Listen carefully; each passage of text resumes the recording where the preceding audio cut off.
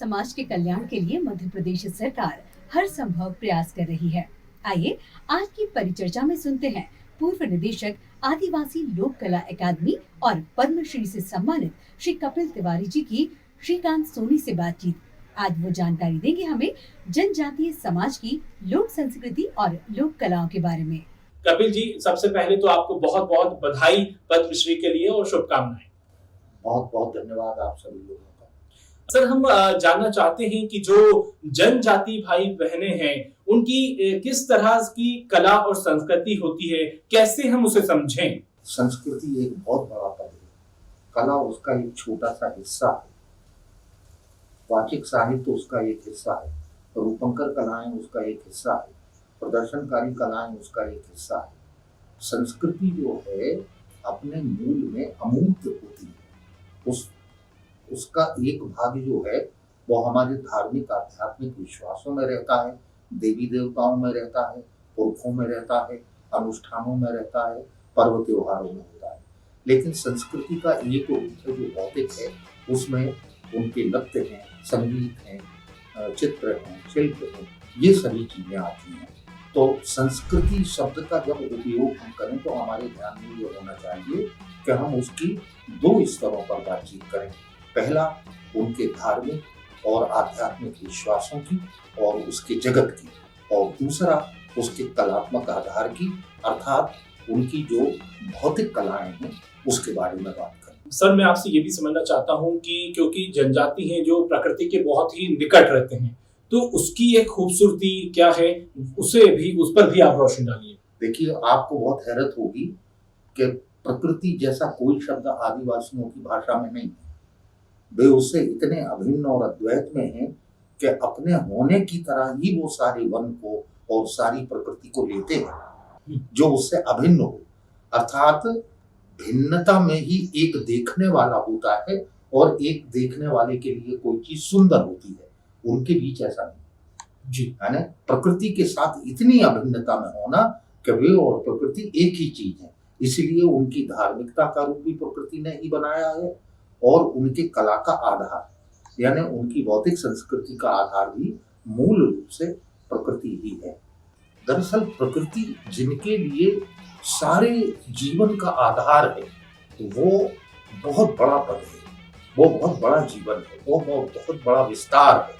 हमें इस बात को समझने की कोशिश करनी चाहिए। प्रकृति का अर्थ उनके लिए जो है वो अपने आप में पूरा होना है उस जगत का जिसमें वे वास करते हैं, जिससे वे अभिन्न।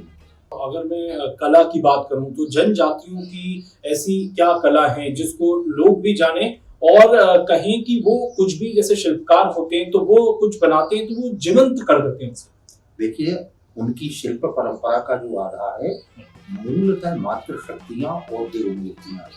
80% हिस्सा उनके शिल्प का वहां से आता है। लेकिन जब वो शहरों में अपने इन शिल्पों को लेके आते हैं तो हमारे लिए वो एक कला रूप जी, है ना। हम अपने ड्राइंग रूम में उसको खरीद के सजाना और रखना चाहते हैं। दरअसल उनके वर्ल्ड ऑफ बिलीव या उनके विश्वास के जगत का हिस्सा है, इसीलिए उसका एक बड़ा हिस्सा आदिवासियों के द्वारा अपने पवित्र देव स्थानों या देव गुड़ियों में अर्पित किया जाता है। उसका 20 से 25% हिस्सा ही बमुश्किल शिल्प परंपरा में ऐसा होगा जिसको हम एक तरह से एस्थेटिक कह सकते हैं, जी, सौंदर्य परक मूर्तियां कह सकते हैं। और अगर हम उनके संस्कृति की और भी अगर डिटेल में जाएं तो ऐसी कौन कौन सी जो छोटी बातें हैं वो हमें समझने की जरूरत है। देखिए, सबसे महत्वपूर्ण बात यह है कि वे किसी संगठित धर्म के भीतर नहीं जी, वे धर्म में ही नहीं है, एक अर्थ में वे एक सच्ची और नगद आध्यात्मिकता, वे एक तरह की धार्मिकता। धार्मिकता में होना कोई और बात है, धर्म में होना कोई और बात है। आप जीवन भर धर्म में हो सकते हैं बिना धार्मिक हुए। मैं ऐसे अधिकांश लोगों को देखता हूं जो मंदिर जाते हैं या दूसरे पवित्र धार्मिक स्थानों पर जाते हैं, लेकिन जिनके जीवन में धार्मिकता का कोई चिन्ह दिखता नहीं। वास्तविकता ये है कि उनने उसको एक कर्मकांड बना लिया है, लेकिन उनके भीतर धार्मिकता का जो प्रवाह है या जो परंपरा है पूरी और जो विश्वास है, दरअसल वो एक सच्चा होना है। वे भूमि की वंदना करते हैं, जी। वे वन की वंदना करते हैं, वे प्रकृति देवता की वंदना करते हैं, वे पुरखों की वंदना करते हैं, वे देव आदिवासी देवताओं की वंदना करते हैं, वे मातृ शक्तियों की वंदना करते हैं। वो एक सच्ची आध्यात्मिकता है। दरअसल वे ये मानते हैं कि दरअसल जहां हम रहते जीते हैं वहीं हमारे देवता भी निवास करते हैं, वहीं हमारे पुरखे भी निवास करते हैं, वहीं हम भी निवास करते हैं। असल में बात यह है कि कला को समझने के लिए हमें जीवन की सहजता को सबसे पहले समझना पड़ेगा। जीवन की तरह सहज है उनकी कला, है ना। जब वे अपने पर्वों त्योहारों पे जीवन की परंपरा के साथ जोड़ के समारोहित करते हैं उस अवसर को, तो उसमें नाचते भी हैं। नाचने से भी अपने उत्सव को समारोहित करते हैं। वे गाते हैं, वे गायन से अपने समारोह अपनी परंपरा और अपने उत्सव को समारोहित करते हैं। वे शिल्प अर्पित करते हैं, वे चित्र बनाते हैं। इस सारी बात को समझना आवश्यक इसलिए है कि वो पूरी कला परंपरा जीवन से अलग नहीं है, जीवन के साथ एक सहयात्रा करती है। जी। ये बिल्कुल अलग बात है। हम लोगों के जीवन में कला बहुत अलग चीज है, जीवन एक बिल्कुल अलग चीज है। बहुत सारे बल्कि अधिकांश लोगों का जीवन तो बिना कला के स्पर्श के निकल जाता है, पता ही नहीं चलता। इतना अलगाव हो गया है। खैर आश्चर्य की बात तो यह है कि उन्हें ऐसा नहीं लगता कि उन्होंने कोई बहुत बड़ी कला संभव कर दी है। उन्हें ऐसा लगता है ये तो हमारा जीवन है, ये तो हमारा रहना जीना है, ये तो हमें करना भी है।